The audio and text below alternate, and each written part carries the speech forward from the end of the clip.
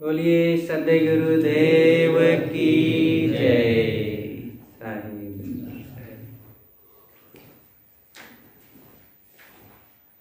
बीजक शब्द प्रकरण से आज 34वां पद है। हरिजन हंस दसाले डोले, निर्मल नाम चुनी चुनी बोले। मुक्ता हल लिए चोच लुभावे, मान रहे कि हरि यस गावे। मान सरोवर तट के वासी, राम चरण चित अंत उदासी। कागा को बोध निकट नहीं आवे, प्रतिदिन हंसा दर्शन पावे। नीर छेर का करे निबेरा, काहे कबीर सोई जन मेरा। सद्गुरु कहते हैं हरिजन हंस दशा लिए डोले। जो हरिजन लोग हैं वे हंस दशा लेकर के डोलते हैं। डोलने का मतलब चलना फिरना, और चलने फिरने का मतलब केवल पैरों से नहीं बल्कि जीवन का व्यवहार करना। और वे निर्मल नाम, अच्छी अच्छी बातें चुन चुन करके, खोज खोज करके अपने जिज्ञासु सत्पात्र और लोगों में कहते हैं, बोलते हैं।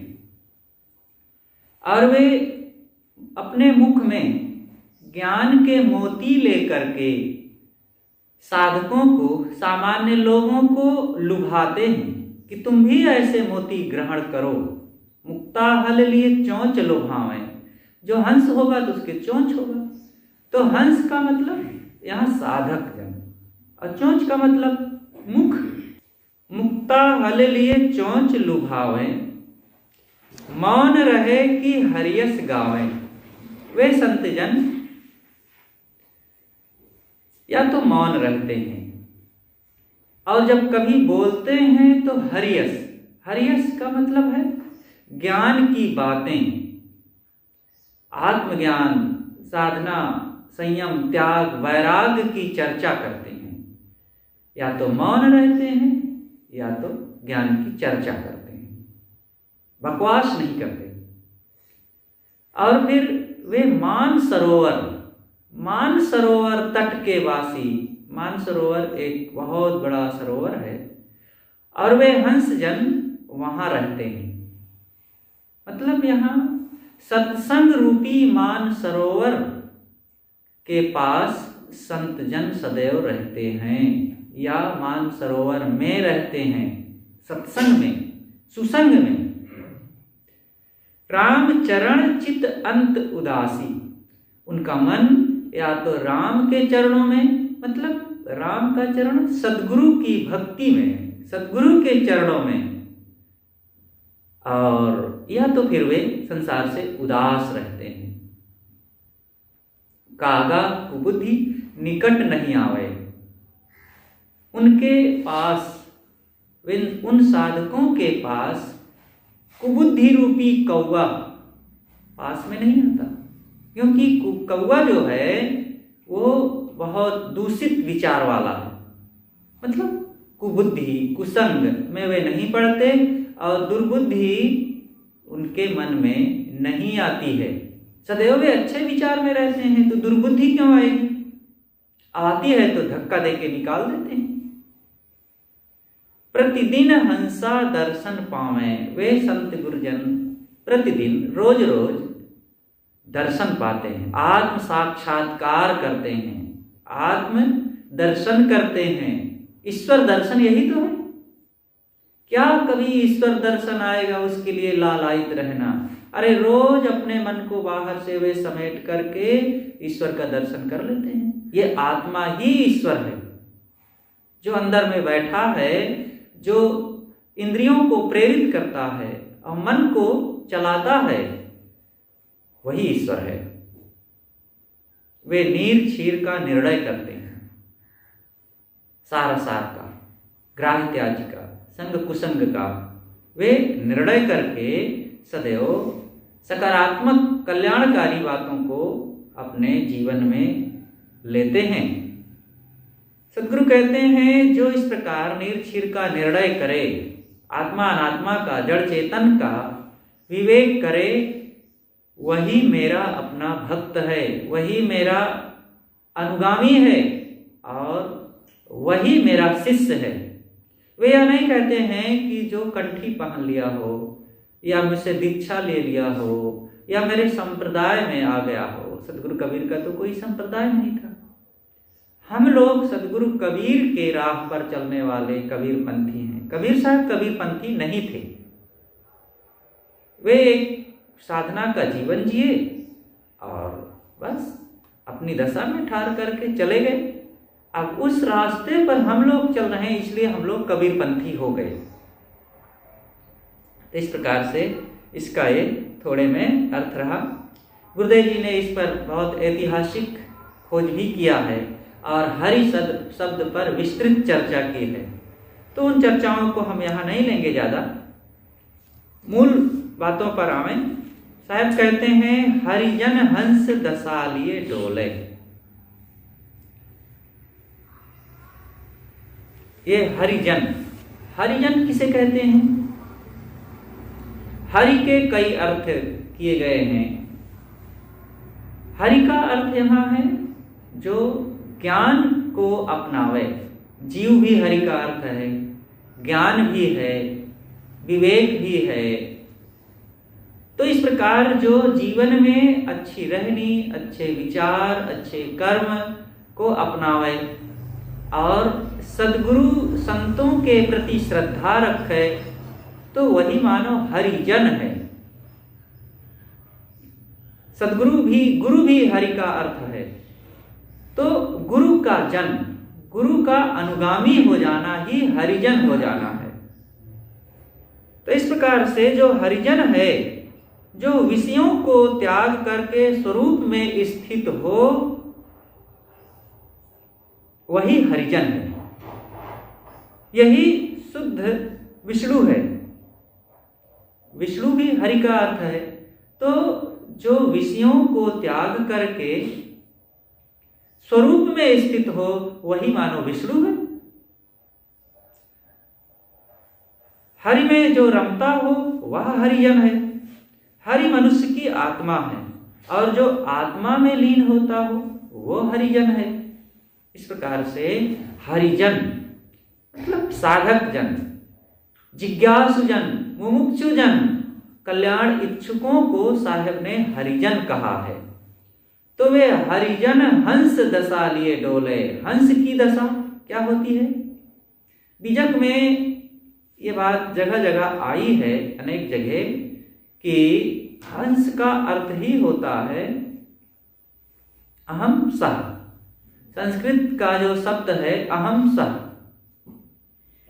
तो अ और लास्ट का हा, अहम सह, जो काट दे तो हो जाएगा हंस।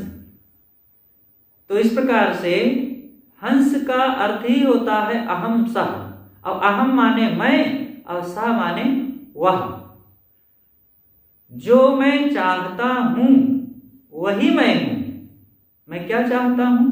शांति, मोक्ष, कल्याण, ये मैं चाहता हूं, तो वही तो मैं हूं। तो जो मूल इसका अर्थ है, उसमें भी यही बात समाई हुई है कि मुझे बाहर नहीं, भीतर लौटना है। बाहर क्या खोजना है? और जो खोज करके बाहर से मिलती है चीज, पदार्थ या कोई व्यक्ति वस्तु का संबंध जहां होता है, तो संबंध का विघटन हो जाएगा। संयोग का वियोग हो जाता है, मिली हुई चीज खो जाती है। लेकिन जो मुझे पाना है वो मैं खुद हूँ, मेरी अपनी अंतरात्मा, मेरा अपना निज स्वरूप, और इसे पाना नहीं है, बस दृष्टि डालना है। जो मेरी दृष्टि बाहर बिखरी हुई थी संसार की ओर, प्राणी पदार्थों की ओर, विषयों की ओर, भोगों की ओर, उस दृष्टि को बाहर से लौटा करके भीतर की ओर करना है, आत्मोन्मुख करना है। तो जो मैं चाहता हूं वह मुझे मिल जाएगा। तो साहब कहते हैं हरिजन हंस दशा लिए डोले, हंस दशा। अब यहां पर हंस के लिए कहावत है कि वो निर्क्षीर विवेकी होता है। पहली बात तो वो मानसरोवर में रहता है, दूसरी बात वो गंदगी के पास नहीं आता जाता, गंदगी में नहीं रहता है, और तीसरी बात है वो निर्क्षीर विवेकी होता है। हंस के लिए कहा जाता है कि अगर उसके सामने दूध रख दो, दूध दे दो, शुद्ध दूध, तो वो दूध में से जो पानी का अंश होगा तो उसको छोड़ देगा और दूध को पी लेगा। तो मतलब यह भी हो सकता है कि उसके चोंच में खटास हो और दूध में डालते ही दूध फट जाए, छेना खा ले, पानी छोड़ दे, इस प्रकार वो रहता है। तो ऐसे साधक जन भी ऐसे ही होते हैं, वो सदैव मान सरोवर में रहते हैं। मान सरोवर है सत्संग, संत गुरुजनों की संगति, शुद्ध झील है वो। वहां पर कोई प्रदूषण नहीं होता, कोई विकार नहीं होता, कोई गंदगी नहीं होती है। गंदगी का मतलब राग द्वेष, छल कपट, ईर्षा द्वेष और मनोविकार रूपी गंदगी वहां नहीं होती है। शांति, नीरवता, शुद्ध ज्ञान, विवेक, विचार और साधु की रहनी, यही है शुद्ध झील। और निर्क्षीर विवेकी होना, सार का निर्णयी होना, ये हंस की रहनी है। तो साहब कहते हैं हरिजन हंस दशा लिए डोले। जो हरिजन हैं वे हंस की दशा में रहते हैं। डोले, डोलने का मतलब चलना फिरना केवल पैरों से नहीं, जीवन का व्यवहार करना। हंस दशा लेकर के वे डोलते हैं। एक जगह भजन में भी आया है, संतों सो सदगुरु मोहि भावे, डोलत डिगे न बोलत बिसरे, अस उपदेश सुनावे। तो वहां भी बात आई है कि हे संतों, मुझे वही सदगुरु प्रिय लगते हैं, अच्छे लगते हैं, जो डोलत डिगे न बोलत बिसरे। डोलत डिगे का मतलब देखिए कितना बढ़िया अनुप्रास अलंकार। ये साहब जो साधक संत ज्ञानी तो थे ही, एक कुशल कवि भी थे। निर्मल नाम चुनी चुनी बोले। निर्मल नाम, निर्मल मल रहित विचार, विचार जो उनके जीवन में काम आते हैं। साधना पथ पर चलते समय, लोगों को सदुपदेश देते समय और जीवन में संयम, विवेक, विचार का आचरण अपनाते समय जो रहनी की जरूरत होती है, जिन संकल्प विकल्पों की जरूरत होती है, जिन वाणी कथन की जरूरत होती है, वे सब निर्मल नाम हैं। और ऐसे निर्मल नाम लेकर के वे बोलते हैं, चुनी चुनी, छांट छांट कर, खोज खोज करके। ऐसा नहीं कि कुछ भी वो बोलते रहें। संत ऐसे ही होते हैं।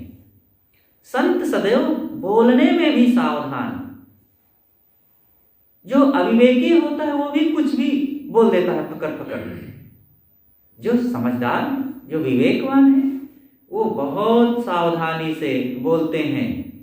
और बोलत ही पहचानिए साहू चोर का घाट। वाणी अंदर का प्रतिबिंब है।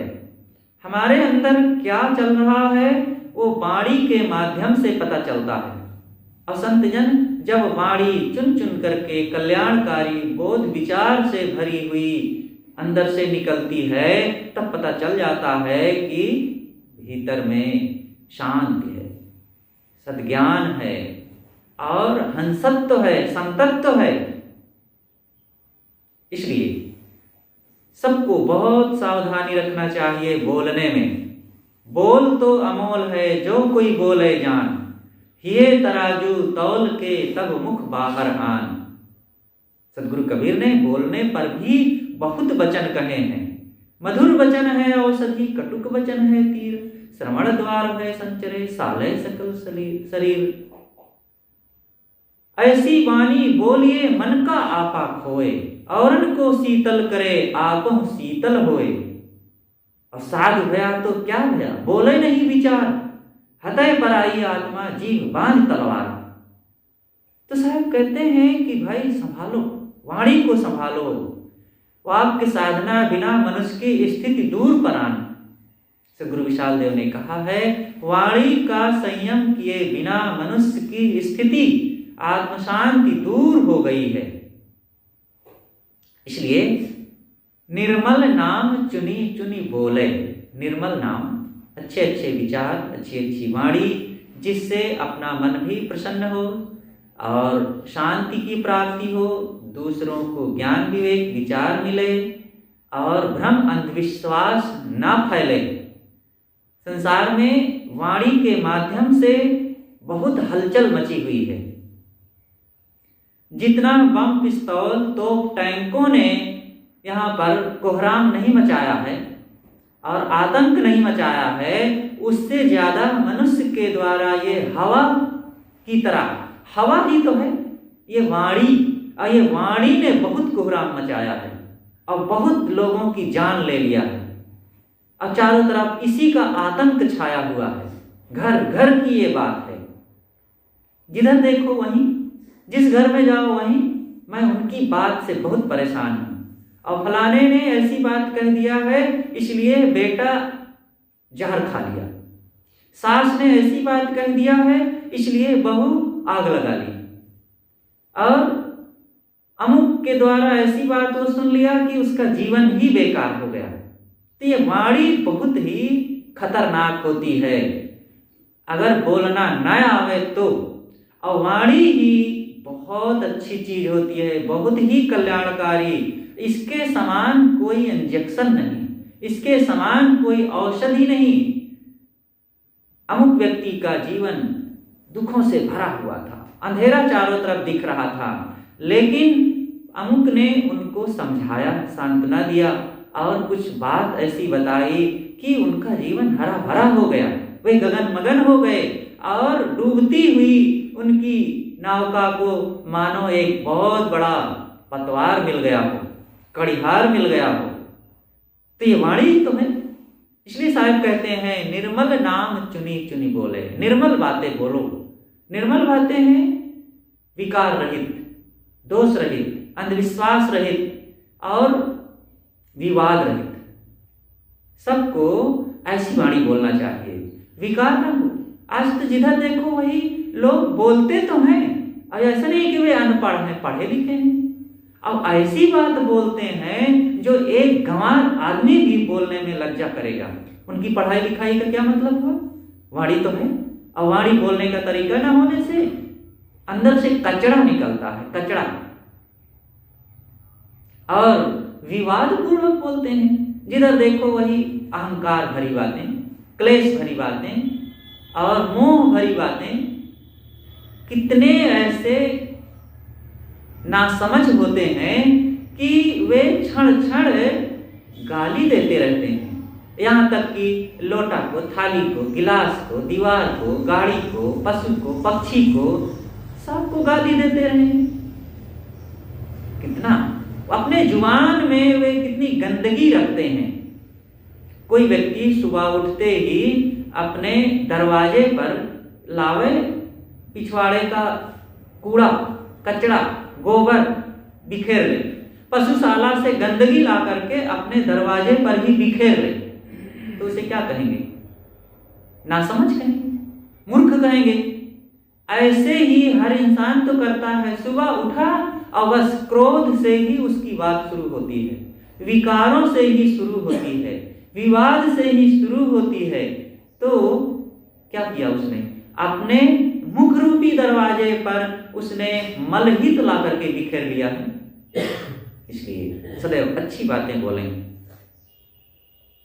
सदगुरु यहाँ कहते हैं निर्मल नाम चुनी चुनी बोले। जो हंस दशा में जीवन जीते हैं ये सब हंस हैं। साधक हंस होता है, संत हंस होते हैं, भक्त हंस होते हैं, सज्जन लोग हंस होते हैं, और भक्तिमती देवियां माँ बहनें हंस होती हैं। और इनके जीवन में सदैव पवित्र वाणी, पवित्र विचार, पवित्र कर्म, पवित्र संगति होती है। तो यहां सदगुरु कहते हैं निर्मल नाम चुनी चुनी बोले। निर्मल नाम वे चुन चुन करके बोलते हैं। और आगे क्या करते हैं? मुक्ता हल लिए चौंच लुभावें। मुक्ता, मुक्तामणि कहा जाता है, तो वो बहुत कीमती होती है और रत्न होता है, बड़ा उसका महत्व होता है। तो वे हंस क्या करते हैं? ऐसे मुक्ता को वे चोंच में ले करके दूसरों को दिखाते हैं, देखो हमारे ये चीज है। जो मलिन बुद्धि के होते हैं वे देखते हैं कि हम इतना दुनिया में भाग दौड़ करने के बाद, इतना थकने के बाद भी ये मुक्ता हल नहीं पाते हैं, और इनके पास तो मुक्ता हल है, ऐसी मणि है, ऐसा रत्न है। तो वे भी अपने को बदलते हैं और वे भी मानसरोवर के पास जाते हैं और वे भी मुक्ता हल के खोजते हैं और फिर मिलता है उनको। यहां पर मुक्ता हल और चोंच, अब चोंच किसकी? ये देखो साहब शुरू में ही कह दिया है हंस। अब हंस की ही इर्द गिर्द की बातें यहां पर की जाएगी, और उसी में साहब ने कितना मनोवैज्ञानिक रूपक दिया है संत रहनी का। तो सामान्य लोग भी जब संतों को देखते हैं कि इनके जीवन में कितनी शांति है, जो बोलते हैं तो कितनी गंभीरता से बड़े वजनदार शब्द बोलते हैं कि मुखपट दीने रहे यथा अर्थ भाषंत। वे या तो मुख बंद रखते हैं या तो यथार्थ बातें बोलते हैं, कल्याणकारी बातें बोलते हैं, जिससे जीव का दुख मिटे। सब जीव तो दुखी हैं, जितना हम सुगंधी छिड़क सकें छिड़कें। चारों तरफ गंदगी है, ना गंदगी को पूरी तरह से मिटा सकें तो कुछ सुगंधी तो बिखेरें, कम से कम गंदगी तो ना बिखेरें। इतना तो संतों का, साधकों, सज्जनों, भक्तों का तो काम ही है कि सारे संसार में गंदगी है और सब लोग गंदगी ही बिखेरने का काम करते हैं। ज्यादा गंदगी क्या बिखेरना है? क्रोध करना गंदगी बिखेरना है। आप क्रोध करेंगे तो इसका मतलब ये नहीं है कि केवल आप क्रोध का से प्रभावित हो रहे हैं। आपके क्रोध से आपके आसपास के लोगों में भी इसका प्रभाव पड़ता है। गंदगी गई कि नहीं? आप दुर्व्यसन करते हैं तो ऐसा नहीं है कि केवल आप पैसे नष्ट करते हैं और आप अपने कलेजे को अकेले फूंकते हैं। इससे दूसरों के ऊपर प्रभाव जाता है, वातावरण खराब होता है और घर परिवार के लोगों को कुसंस्कार मिलते हैं और लोगों को कितना कष्ट होता है जब आप पैसे से शराब, बीड़ी, सिगरेट, गांजा, भांग आदि खरीदे तो उस पैसे का हक, उस पैसे पर हक घर वालों का था ना। जिन बाल बच्चों को आपने अपने घर में बसाया है, जन्म दिया, पाला पोसा, उनके लिए आपको धन कमाना भी तो काम है, जिम्मेदारी है। लेकिन आप उसी पैसे से दुर्व्यसन कर रहे हैं, तो गंदगी बिखेर रहे हैं, लोगों के लिए दुख फैला रहे हैं, अपने जीवन में दुख फैला रहे हैं। अगर आप किसी ढंग से विवाद कर रहे हैं, कलह कर रहे हैं, झगड़ा कर रहे हैं, तो फिर आप भी दूसरों में गंदगी फैला रहे हैं। समाज में हमें जितना बन सके सद्विचार, सद्भाव फैलाना चाहिए, सद्कर्म करना चाहिए, हमारे विचार, कर्म, स्वभाव, आचरणों का प्रभाव दूर तक जाता है। जो पिंडांडे सो ब्रह्मांडे, जो पिंड में होगा वही ब्रह्मांड में जाएगा। इसलिए सदैव अच्छी बात बोलें। अच्छी बात नहीं बोलेंगे तो फिर हम दूसरों में मानो प्रदूषण फैला रहे हैं, दुख दे रहे हैं उनको। भ्रम, अंधविश्वास, अज्ञान और विकार की बात कह करके उनके जीवन में हम कांटे बो रहे हैं। अपने जीवन में तो वो ही है। ये नियम है कि जो हम करेंगे पहले हमारे जीवन में वो घटना घटेगी और फिर वो दूसरों के जीवन में भी उसका प्रभाव जाएगा। हम आग लगा करके उसमें बैठेंगे तो हम तो जलेंगे ही, दूसरे लोगों को भी तो गर्मी मिलेगी। जैसे दिया सलाई की तिल्ली जब जलती है तो दूसरों को जलाती है, किंतु दूसरों के जलाने के पहले अपना खुद भी तो जल जाती है। ऐसे ही विकारी व्यक्ति का काम है। तो सदगुरु कहते हैं कि मुक्ता हल लिए चोंच लुभावे। संतजन अपने मुख में ज्ञान की मड़ियां रख करके दूसरों को बताते हैं कि देखो हमारे पास ये कितनी अच्छी मार्मिक कल्याणकारी बातें हैं, आप भी जरा सुनो, समझो, सीखो और इसको अपनाओ, आप भी सुखी हो जाओगे। तो जब सामान्य लोग सुनते हैं, देखते हैं कि ये लोग बहुत सुखी हैं, बहुत अच्छी बातें हैं, सचमुच हम लोग तो विवाद कलह में पड़े हैं, मन में नाना अज्ञान, अंधविश्वास भरे हुए हैं और इसका परिणाम कितना दुख है, अशांति है, भ्रम भटकाव है। ये वाणी जीवन को बदल देती है। एक व्यक्ति ने कहा कि वहां जाओ, वहां पर नहाने से पाप कट जाएंगे। अब उसने मान लिया कि मेरे जीवन में बहुत दुख है, अब मुझे दुखों को मिटाना है। अब वो दौड़ा गया वहां पाप काटने के लिए। एक व्यक्ति ने कहा वहां जाने से, वहां पूजा करने से बैठ करके धन मिलता है। अब वो दौड़ा चला गया, अब वो पूजा करने लग गया, जल चढ़ाने, अगरबत्ती जलाने और सिर झुकाने लग गया धन पाने के लिए। देखो ये भटकाव है ना। अब भटकाव कहां से आया? किसी की वाणी के द्वारा। एक व्यक्ति था, वहां जाने से, पूजा करने से पुत्र मिलता है और वो बहुत सिद्ध देवता है और उनकी बड़ी शक्ति है। अब क्या करें हम, हमारे तो बच्चे नहीं हैं, पुत्र नहीं है, चलो वहां भी पूजा आते हैं, जल चढ़ाते हैं, मन्नतें कराते हैं और चले गए और भटक गए, कुछ ना हुआ ऐसे। लेकिन एक व्यक्ति ने कहा कि सत्संग में जाने से मन को बड़ी शांति मिलती है, तो वहां गए और ज्ञान की विचार बातें सुने, विचार सुने, संतों के दर्शन किए, हमारे जीवन में बदलाव आ गया। शराब छूट गई, मांस छूट गया, क्रोध छूट गया, झगड़ा छूट गया, जीवन बदल गया। एक व्यक्ति ने कहा कि गुरुजनों के पास जाकर के उनसे जुड़ जाने से, दीक्षित हो जाने से जीवन में बहुत आनंद, पूरा जीवन का काया ही पलट जाती है मानो। क्योंकि जो पूरब की ओर जा रहे थे और कांटों के, अज्ञान के, अबोध के रास्ते में, अब जैसे संतों से जुड़े और सत्संग से जुड़ गए और वो सीधा यू टर्न हो गया उनके जीवन में, उलट गए और पश्चिम की ओर चलने लगे, जहां पर ज्ञान, विवेक, विचार, भक्ति, शांति का रास्ता है। और उधर चले और उनके जीवन में आनंद घड़ो घड़ो छाए हो, संतो निसंगमा। अब घड़ो घड़ो माने बहुत बहुत, घड़ा घड़ा नहीं। तो संतों की संगत में जाने से आनंद, बहुत आनंद आता है।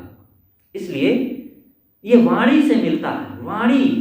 वाणी आदमी को कुछ भी करा सकता है। इसलिए सदैव निर्मल नाम चुनी चुनी बोले, मुक्ता हल लिए चोंच लोभावें, मौन रहे कि हरियस गावें। वे संतजन या तो मुक्ता हल चोंच में लेकर के दूसरों को आकर्षित करते हैं और या तो मौन रहते हैं। मौन रहे कि हरियस गावें। मौन भी बहुत जरूरी है। समय समय से मौन रहना चाहिए। मौन की जीवन में जो आवश्यकता है वो शांति इच्छुकों के लिए अत्यंत महत्वपूर्ण है। मौन का बड़ा व्यापक अर्थ भी है। अब कोई मौन हो गया है, जब बोलने का समय है उस समय आप मौन हो जाएं तो ये ठीक नहीं है। कोई जरूरी बात है, किसी पर चर्चा करनी है, किसी प्रसंग पर, अब आपका कोई व्रत नहीं है लेकिन वो पूछा है और उस समय आप चुप हो गए, मौन है, तो ये उल्टा हो गया, फिर अच्छा ना हुआ। मौन रहने का अर्थ भी है कि वो दूषित वाणी नहीं बोलता है, अथवा कुसंग में या कोई बकवास करता है तो उस समय शांत रहते, कोई विवाद करने आया तो वो शांत रहते हैं। और समय समय से साधना, अभ्यास, वाणी संयम की दृष्टि से फिर वो लोगों में बता करके कि मेरा इतने दिन का मौन है, मौन व्रत है, तो मौन है, कोई नहीं छेड़ेगा। आपका कोई व्रत नहीं है लेकिन किसी ढंग से कोई अपने घर के ही, परिवार के ही लोग बात करना चाहे, पूछे या कहे, आप मौन हो गए, तो ये मौन हिंसा भी पैदा करती है। क्योंकि किसी ने पूछा बड़ी आशा रख करके कि साहब जी, भैया जी, माता जी, पिताजी, हमको वहाँ जाना है, जाएं कि न जाएं। और वहाँ जाने से बड़ा लाभ होता, आर्थिक लाभ होता, व्यवहारिक लाभ होता और आध्यात्मिक लाभ होता, लेकिन आप मौन हैं, उस समय ना बोले तो अब वो सोचे कि देखो मेरी बात शायद पूछना उचित ना हुआ, या इसका अर्थ गलत हो जाएगा, वहाँ जाना बुरा हो जाएगा, इसलिए नहीं बोले हैं। अब वो वहाँ ना जाया गया, वो काम ना किया गया, अब ना करने से वो हानि हो गई। इस प्रकार से हमारे जीवन में पारदर्शिता होनी चाहिए। पारदर्शिता का मतलब आर पार, मुख कछु और हृदय कछु आना, ऐसा नहीं होना चाहिए, बल्कि जैसे भीतर हो वैसे बाहर, जैसे बाहर हो वैसे भीतर, एक समान। सब कहते हैं मौन रहे कि हरियस गावें, वे मौन रहते हैं। संत का लक्षण ही है कि शांत रहना, लेकिन अब वो मुख में ताला तो नहीं लगा लेते हैं, बोलते भी, वाणी है, बोलना भी चाहिए। तो जब वो बोलते हैं तो हरियस गाते हैं, ज्ञान की बातें बोलते हैं, जिन बातों से मन को, इंद्रियों को सद्बोध मिले, सद्ज्ञान मिले और सही रास्ता मिले, वो बात बोलते हैं। वे अपनी वाणी में संयम रखते हैं, विशेषतः तो चुप रहते हैं। उनका अपना ज्ञान कलकलाता नहीं रहता है कि जब कभी वे बोलते ही रहें, कुछ भी बोलते रहें और सुनाने के लिए बेताब रहें, ये बेताबी वाली बात नहीं होती है। वे बोलते हैं, शांत रहते हैं। वे जो कुछ जानते हैं अपने आप में, वे ज्ञान की बातों को बचाते हैं। कम बोलना हंस रहनी का उत्तम लक्षण है। जिसके मन में शांति है वह अधिक बोल ही नहीं सकता। भीतर में द्वंद्व होने से ही मनुष्य निरर्थक बातें करता है। जिसके भीतर में शांति है वह मौन रहने में आनंद मानता है। विवाद से तो वह सैकड़ों कोस दूर रहता है। सब चर्चा में भी वह विवेक पूर्वक बोलता है। यदि ज्ञानी बोलता है तो हरियस गाता है।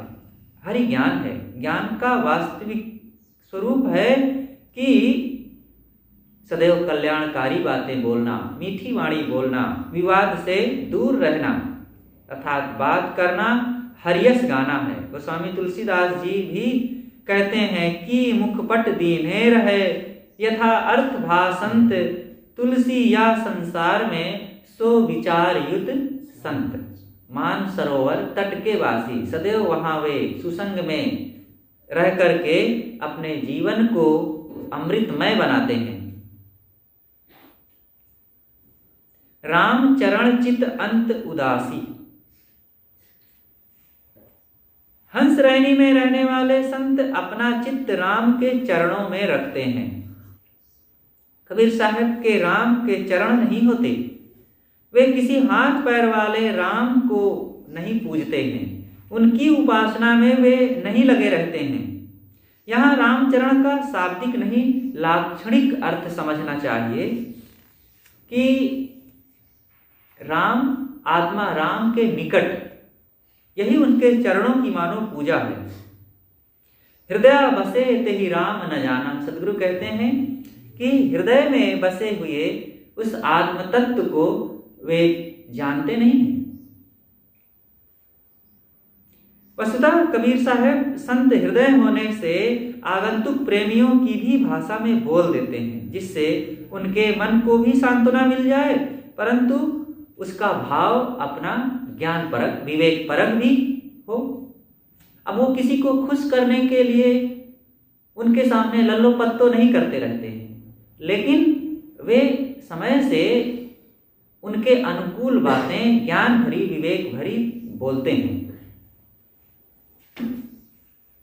अंत उदासी, इन दोनों शब्दों का भाव बड़ा महत्वपूर्ण है।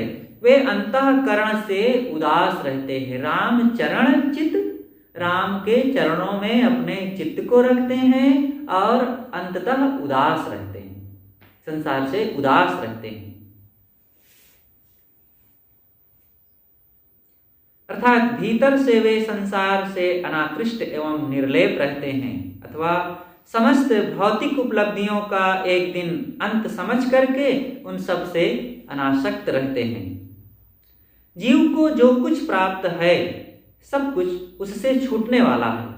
प्राप्त जीव इच्छा नहीं, केवल हंत छुड़ाओ, निज स्वरूप लखि दयायुत, दीन जानि अपनाओ। ये सदगुरु श्री राम रहस साहेब जी का वचन। साहब कहते हैं, कागा कुबुद्धि निकट नहीं आवे, ऐसे उच्च कोटि के संतों के पास कुबुद्धि रूपी कौवा फटक भी नहीं सकता। कुबुद्धि के लिए सदगुरु ने कौवा का रूपक दिया है। कौवा का मन चंचल एवं सब पर संदेहशील होता है, उसकी वाणी कर्कश होती है तथा सब कुछ खाने के कारण उसका आचरण भी गंदा होता है। कुबुद्धि के यही लक्षण होते हैं। जिसके भीतर कुबुद्धि है वह मन, वाणी तथा कर्मों से चंचल होता है। सच्चे संत के पास कुबुद्धि की गंध भी नहीं होती है। इसलिए सदगुरु ने कहा है, कुबुद्धि काग उसके निकट कभी नहीं पहुंचते, कागा कुबुद्धि निकट नहीं आवे। कुबुद्धि रूपी कौवा उन संतों, सज्जनों, ज्ञानियों, भक्तों के पास नहीं आते, क्योंकि जैसे कौवा गंदगी खोदता है, गंदगी खाता है और गंदी बात बोलता है, वैसे कुबुद्धि युक्त व्यक्ति वो सदैव उसके जीवन में गंदगी का ही वातावरण होता है, गलत खान पान ही होता है। तो साहब कहते हैं, कागा कुबुद्धि निकट नहीं आवे, ऐसे मलिन कर्म, विचार, स्वभाव, आचरण उसके जीवन में निकट आते ही नहीं हैं। प्रतिदिन हंसा दर्शन पावे, यहाँ प्रतिदिन का अर्थ है निरंतर, सब समय, हर क्षण आत्म साक्षात्कार होता रहता है, आत्म दर्शन होता रहता है। उस सत्य का, उस न्याय का, कल्याण की उस दशा का वे सब समय अनुभव करते रहते हैं। प्रतिदिन हंसा दर्शन पावे, पूर्ण साधक निरंतर आत्मदर्शन एवं स्वरूप साक्षात्कार में डूबा रहता है। पूर्ण साधक का मतलब जो सब समय विवेक पूर्वक जीवन को जीते हैं, तो वे आत्मदर्शन एवं स्वरूप साक्षात्कार में डूबा रहता है। विवेकवान पूर्ण जागृत अवस्था में स्वरूप विचार में मग्न रहता है। विवेकवान सब समय जागृत अवस्था में सब समय रहते हैं। वे सोते समय भी जागते हैं। अब सोते समय जागने का मतलब क्या है कि जो विवेकवान होगा, जिसका जागना पूर्ण जागृति में होता है। आज का यह सामान्य कुविचार भरे हुए लोगों का जीवन कैसा होता है, वे जागते समय भी सोते हैं और सोते समय भी जागते हैं। कैसे जागते हैं सोते समय और जागते समय सोते हैं, मतलब उनका जागना जो है इतना अज्ञान, अबोध, अविचार और कुसंस्कारों से भरा होता है कि वो सो रहे हैं, मानो नींद में बड़बड़ा रहे हैं, कुछ भी बोल देते हैं, कुछ भी कर डालते हैं, कहीं किसी के भी पास बैठ उठ लिए, कुछ भी खा पी लिए। तो जागते समय सो रहे हैं ना, उनको होश हवास ही नहीं रहता है कि मुझे क्या करना चाहिए, क्या नहीं करना चाहिए, क्या संग है, क्या कुसंग है, क्या खाद्य है, क्या अखाद्य है, क्या जड़ है, क्या चेतन है। कुछ भी ना होश रहना, कुछ भी सार और निर्णय और भ्रम को पहचान पाना, ये सोने के समान ही तो है। ये ऐसे लोग जागते समय सोते रहते हैं और यही विचार वाले सोते समय भी जागते रहे। उनको नींद भी तो नहीं आती है ठीक से, बिस्तर पर गए तो जाग ही रहे हैं, सोते समय भी जाग रहे हैं, अथवा लेटे तो थोड़ा सा कुकुर नींदिया आई। कुकुर नींदिया कैसी होती है? छड़ी, तंद्रा मार। और ऐसे लोग सोते हैं तो कौआते रहते हैं, कुछ का कुछ बड़बड़ाते रहेंगे। सोते समय भी वे उनको सपना चलता ही रहता है पूरा पीरियड। तो कहाँ वे सोए? लेकिन जो साधक होता है वो मानो जागते समय भी सोने जैसा आनंद पाते हैं, सुख पाते हैं, प्रसन्नता पाते हैं। जागते समय जैसे जब आप सोते हैं तो सोने में कितना सुख मिलता है ना। अरे जी, जब जिसको गहरी नींद लग गई, बहुत आनंद आया, इतना बढ़िया कि क्या पूछना, और बहुत अच्छा लगा, ऐसा लगा कि कुछ नहीं जाना, और पूरी ताजगी आती है उठने के बाद। तो वे सोते समय जैसा आनंद आता है, ज्ञानी साधक जागते समय भी सोने जैसा ही आनंद पाते हैं। सदैव प्रसन्न, सदैव तरोताजा, सदैव निश्चिंत, सदैव निर्भय रहते हैं। तो जागते समय भी वे सो रहे हैं मानो। और वे जब सोते हैं बिस्तर पर, कौन?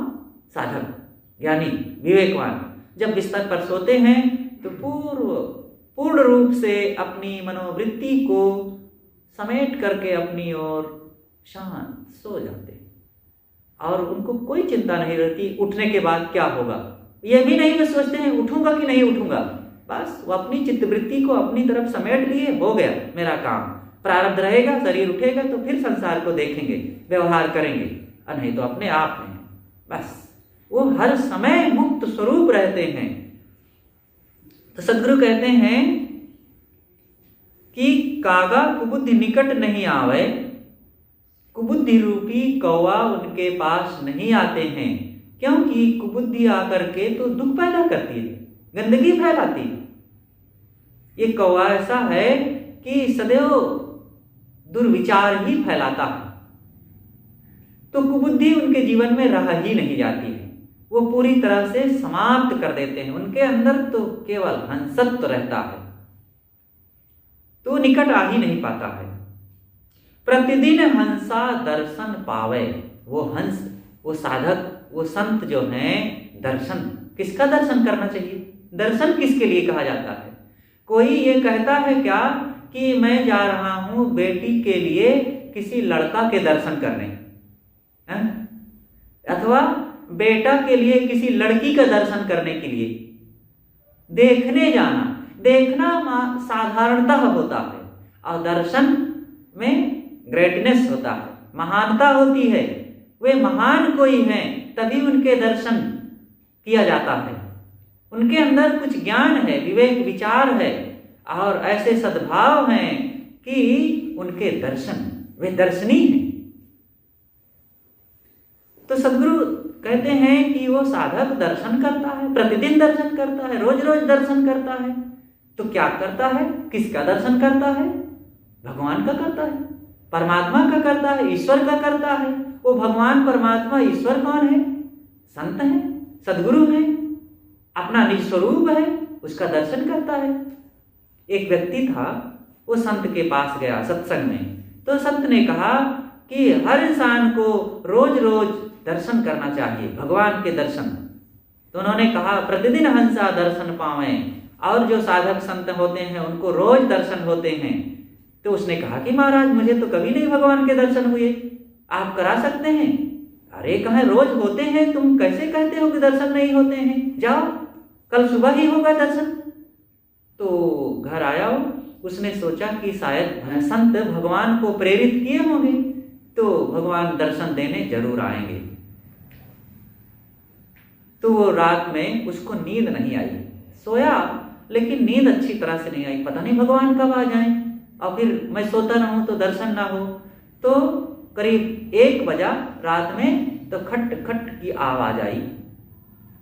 तो दरवाजा खोला और देखा कि वो हवा का झोंका था और झोंके से सिटकनी बज रही थी। पहले दरवाजों में लटकने वाली सिटकनी होती थी, आज के नए लोगों को तो शायद पता भी नहीं चलता होगा कि ऐसी भी सिटकनी होती है, लटकने वाली सांकल। तो वो हवा के झोंके से खट खट बज रही थी।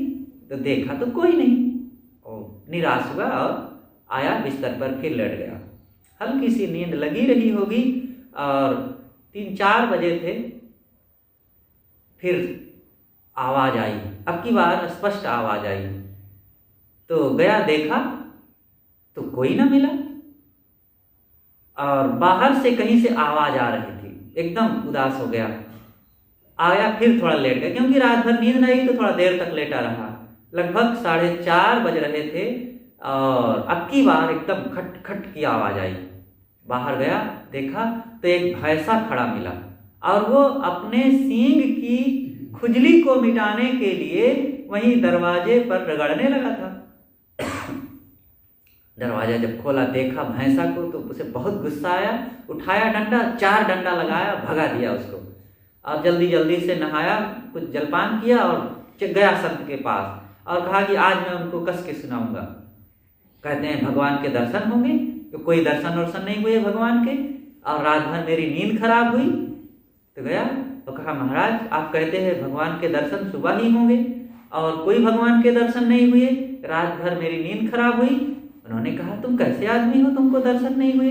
अच्छा बताओ कैसे रात बीती? कहे, रे 2 बार उठा तो वहां कुछ नहीं मिला, रात का समय था, और जब सुबह उठा तो देखा कि दरवाजे पर भैंसा खड़ा हुआ है और 4 डंडा लगाया और खदेड़ दिया उसे, कोई भगवान नहीं मिला। कहा, जब तुम्हें भैंसे में भगवान के दर्शन नहीं होंगे तो भला तुम्हें कहां दर्शन होंगे? लोगों को तो पथरा में दर्शन हो जाते हैं और तुमको भैंसे में दर्शन नहीं हुए। विचित्र, कैसी विडंबना।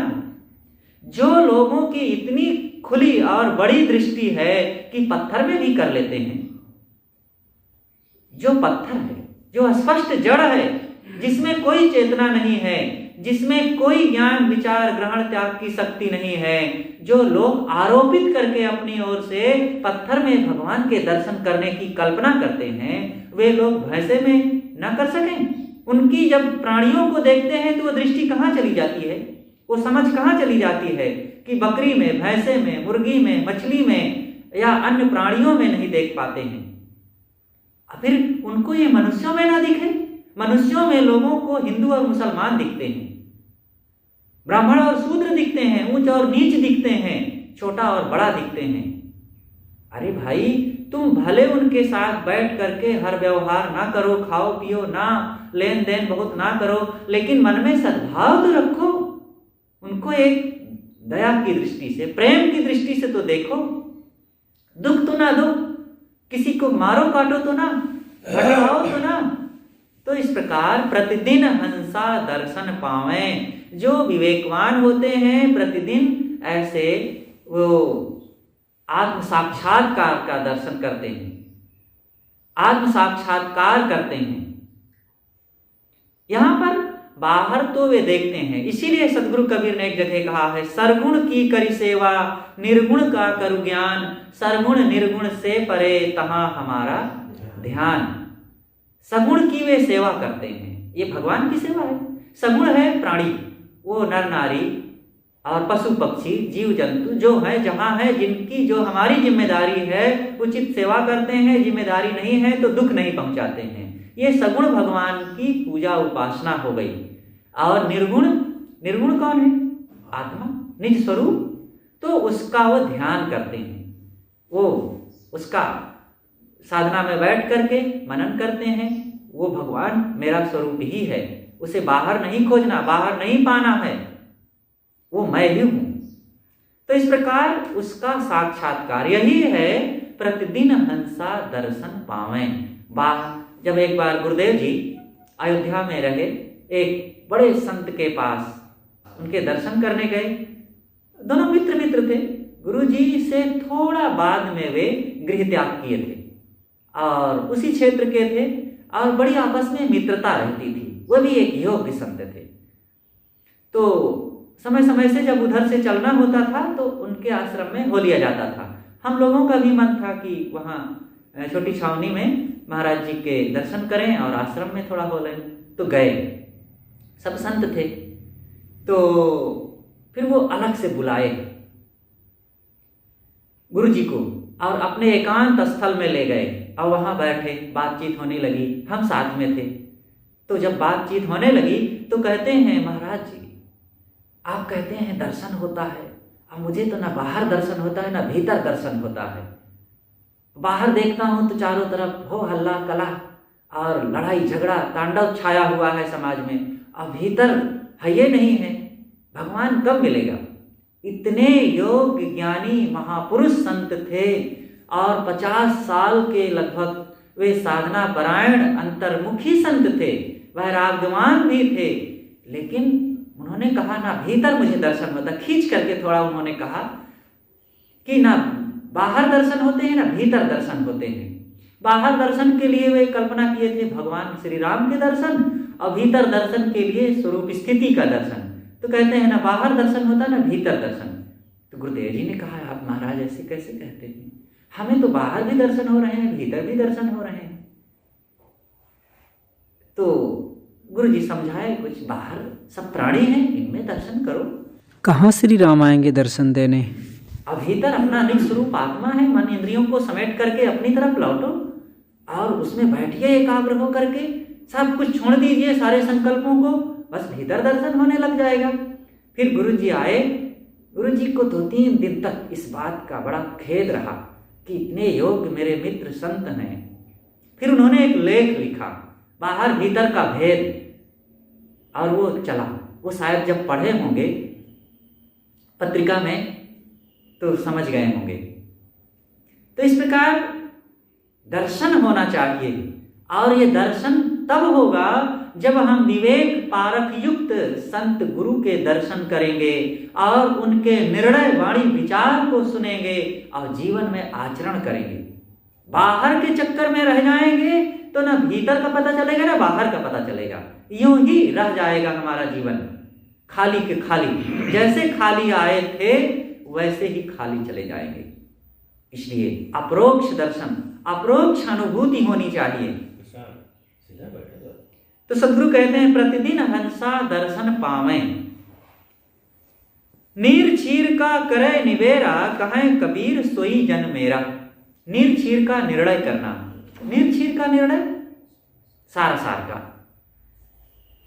जो कल्याणकारी अकल्याणकारी है, इनका विवेक होना, पता चले क्या करना चाहिए क्या नहीं करना चाहिए, क्या हित का काम है क्या अहितकारी है, और क्या संग है क्या कुसंग है, क्या खाद्य है क्या अखाद्य है, क्या करड़ी है क्या अकरड़ी है। यही है नीर चीर का निर्णय करना, मतलब सही और गलत के भेद को जानना, जड़ चेतन का वस्तुबोध होना। यही है नीर चीर का करे निबेरा। जो इस प्रकार अपने जीवन में निर्णय रखता है, निर्वाह करता है और सब समय क्षीर ग्रहण करता है, चेतन स्वरूप में स्थित होता है, खाद्य को ग्रहण करता है और उसके विपरीत वाले घटक को नहीं। और जो विवेकवान नहीं होता है, जो निर्चीर का निर्णय नहीं होता है, कुछ भी आम घास ग्रहण करता जाएगा। कहते हैं महाराज, सब संत हैं, जो सब संत कहते हैं वो सब हम मानते हैं। सब ग्रंथ को हम पढ़ते हैं महाराज, जो लिखा है वो सब झूठ थोड़े हो जाएगा। हम सब ग्रंथ पढ़ते हैं और हम महाराज किसी का अनादर नहीं करते हैं, सब देवी देवताओं को पूजते हैं और सब जगह चले जाते हैं जहां पर तीर्थ मूर्त मंदिर मस्जिद और गंगा यमुना सब जगह महाराज हम जाते हैं और सब जगह स्नान कर लेते हैं, दर्शन कर लेते हैं। ऐसा व्यक्ति कुछ भी नहीं जानता है, क्योंकि उसके जीवन में कोई निर्णय नहीं है, कोई विवेक नहीं, कोई परख नहीं। अरे भाई, यहाँ अलग अलग ही है। गुरुदेव जी की वो घटना याद आती है, करनेलगंज में थे, ये सन 60-70 के बीच की होगी। गुरुदेव जी 3-4 दिन करनेलगंज में रहे। वो अपनी जगह जैसे उनकी होती थी। जब कभी गुरुदेव वहां पहुंचते थे, और वेदांती एक सज्जन थे वेदांती, उन्हीं के घर में उनके माता पिताजी बहुत अनन्य प्रेमी थे, और उन्हीं के यहाँ डेरा डल जाता था। अब जाए, अब वो अपनी जगह में बैठे रखे, आओ साहब बैठा जाए, और बड़ी सहजता से, बहुत ज़्यादा वो स्वागत सत्कार भी नहीं करते थे। और गुरुदेव जी जाएँ और वहीं डेरा लगे, और फिर बने भोजन, और लाए के चावल दाल आटा धर दें, और कहें साहब बनावा जाए भोजन और रहा जाए, बहुत दिन बाद आए हो। ऐसे देहाती में वो बोले और रहें। 3-4 दिन रहे, फिर शाम को रोज सत्संग हो, लोग इकट्ठे हो, सत्संग हुआ करता था। तो तीसरे दिन या कई दिन बाद चलने लगे। तो स्टेशन पर ट्रेन पकड़ना था, करनेलगंज स्टेशन है। तो वहाँ जब गए तो एक पंडित थे, वेदांती विद्वान पंडित, रामलौटन पंडित थे। तो उनको पता चला कि साहब आए थे, चले जा रहे हैं। तो हाँफते कांपते दौड़े दौड़े स्टेशन पहुँच गए, और कहे महाराज आप चले जा रहे हैं, मुझे पता ही नहीं चला। तो और कुछ चर्चा हुई। फिर गुरुदेव जी ने कहा, कुछ भजन पूजन सत्संग होता है कि नहीं, कि केवल ऐसे ही पंडित बने बैठे हो। साहब वो सब मुखर लोग थे, अपने कहलाने वाले, तो सारे बिझाड़ देते थे। और वे लोग भी अपने ढंग से अपनी देहाती भाषा में प्रेम व्यवहार करते हुए बात करते थे। तो गुरुदेव जी ने कहा कि पंडित कुछ भजन पूजन करते हो कि नहीं? कहीं क्या भजन पूजन करूं, सब मेरा ही तो स्वरूप है, किसका भजन करूं और कौन भजन करे? वो थोड़ा ब्रह्मवादी वेदांती विचारधारा के थे। तो कहे अच्छा किसका भजन करें, कौन भजन करे? सब एक ही है ना? कहे हाँ, शास्त्रों में तो सब एक ही लिखा है कि अहम ब्रह्मास्मि, और कुछ दूसरा है ही नहीं है। तो कहें गुरुदेव जी वहीं स्टेशन पर थे, प्लेटफार्म पर, कहा देखो ये घास का गट्ठर रखा हुआ है, ये कुत्ता बैठा हुआ है, और ये लोग बैठे हुए हैं, और ये पटरी पर टट्टी पड़ी हुई है, ये सब एक ही है ना? कहा नहीं, अलग अलग भी बताया गया है। तो कहे आप फिर मानते क्या हो आप? कहें क्या बताऊं, सब कुछ पढ़ता हूं, अलग अलग भी एक भी, तो सब पढ़ता जाता हूं, कुछ समझ में नहीं आता। ऐसे लोग आम घास जो एक करते रहेंगे वो कहीं पहुंचेंगे? तो इसीलिए साहब कहते हैं, नीर चीर का करे निबेरा, नीर चीर का निर्णय करो तब कुछ मिलेगा सार वस्तु। कहें कबीर सोई जन मेरा, वही मेरा अपना है, जो बंध मोक्ष को, कर्म अकर्म को और हर करड़ी अकरड़ी को निर्णय करके अपनाता है, वही निर्णय है और वही कल्याण पाएगा, वही शांति पाएगा। तो साहब कहते हैं कि मेरा शिष्य, मेरा भक्त, मेरा अनुगामी और मेरे पथ का राही वही है जो नीर चीर का निर्णय करे।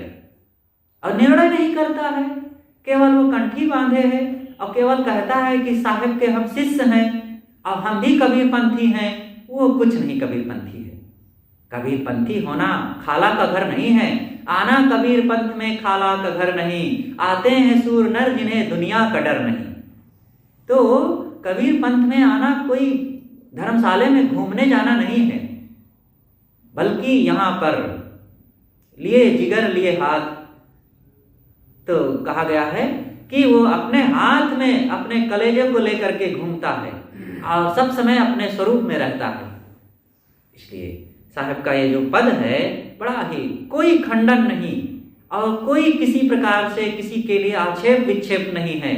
सकारात्मक शब्द और वचन कहते हुए साधु की रहनी, कल्याण की बातें, स्वरूप स्थिति, साधना की बात करते हुए बड़ा व्यवहारिक रूप इसमें दिया गया है कि हरिजन हंस दशा लिए डोले और निर्मल नाम चुनी चुनी बोले। मुक्ता हल लिए चोंच लुभावे, मौन रहे कि हरियस गावे। मान सरोवर तट के वासी, राम चरण चित अंत उदासी। कागा कूद निकट नहीं आवे, प्रतिदिन हंसा दर्शन पावे।